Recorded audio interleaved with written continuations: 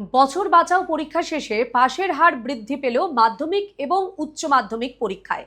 মাধ্যমিকে পাশের হার বেড়ে হয়েছে 84.70% এবং উচ্চ মাধ্যমিকে পাশের হার বৃদ্ধি পেয়ে হয়েছে 80.65%। এদিন বছর বাঁচাও পরীক্ষার ফলাফল প্রকাশ করে একথা জানান পর্ষদ সচিব রাজীব ভট্টাচার্য। ত্রিপুরা মধ্যশিক্ষা পর্ষদ পরিচালিত 2026 সালের মাধ্যমিক এবং উচ্চ মাধ্যমিকের বছর বাঁচাও পরীক্ষার ফলাফল প্রকাশিত হলো।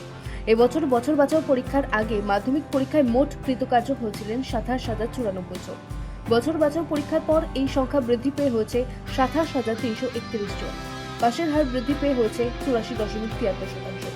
সাংবাদিক সম্মেলন করে এই কথা জানান ত্রিপুরা মধ্যশিক্ষা পর্ষদের সচিব রাজীব ভট্টাচার্য। ডিস্ট্রিক্ট ওয়াইজ যদি আমরা লক্ষ্য করি তাহলে আমরা দেখতে পাবো ধলাইতে পাশের হার 72.6%, গোমতীতে 89.07%, খোয়াইতে 79.97%, নর্থ ত্রিপুরাতে 82.12%, সিপাহীজলাতে 88.58%, সাউথ ত্রিপুরা 87.03%, ঊনকোটিতে 81.37% এবং ওয়েস্টে 87.06%। সাংবাদিক সম্মেলনে পর্ষদ সচিব আরো জানান, উচ্চ মাধ্যমিক পরীক্ষায় এই বছর মোট পরীক্ষার্থীর সংখ্যা ছিল 26,504 জন। পরীক্ষায় পাশ করেছে 21,024 জন। পাশাপাশি বছর বাঁচাও পরীক্ষায় পাশ করেছে আরও 350 জন।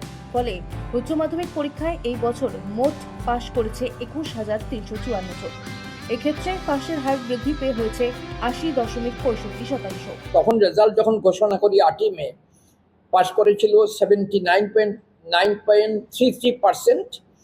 এবার 350 জন পাশ করাতে আমার 2026-এর 12-এর মোট পাশের পার্সেন্টেজটা দাঁড়ালো 80.65%। সাংবাদিক সম্মেলনে ত্রিপুরা মধ্যশিক্ষা পর্ষদ সভাপতি ডক্টর ধনঞ্জয় গণচৌধুরী জানান, বছর বাঁচাও পরীক্ষার মধ্যে দিয়ে 2026 সালের মাধ্যমিক এবং উচ্চ মাধ্যমিক পরীক্ষার প্রক্রিয়া সম্পন্ন হয়েছে। এবছর মাধ্যমিকে 100% ছাত্রছাত্রী পাশ করেছে এমন বিদ্যালয় সংখ্যা 292টি। অপরদিকে উচ্চ মাধ্যমিকে 100% ছাত্রছাত্রী পাশ করেছে এমন বিদ্যালয়ের সংখ্যা 66টি। ত্রিপুরা থেকে দেবাশিস বসুর রিপোর্ট, সিএন ত্রিপুরা।